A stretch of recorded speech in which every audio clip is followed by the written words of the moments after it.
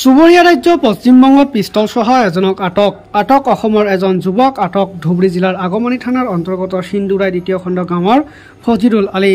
কোচবিহাৰ জিলাৰ বক্সিহাট থানা আৰক্ষীয়ে আটক কৰে ফজিৰুল আলীক। ফজিৰুল আলীৰ পৰা বংগ আৰক্ষীয়ে উদ্ধাৰ কৰে এটা পিষ্টল আৰু এজাই গুলী। ঘটনা কেন্দ্ৰ কৰি অসম বংগ সীমান্তত অঞ্চলৰ তীব্ৰ চাঞ্চল্য।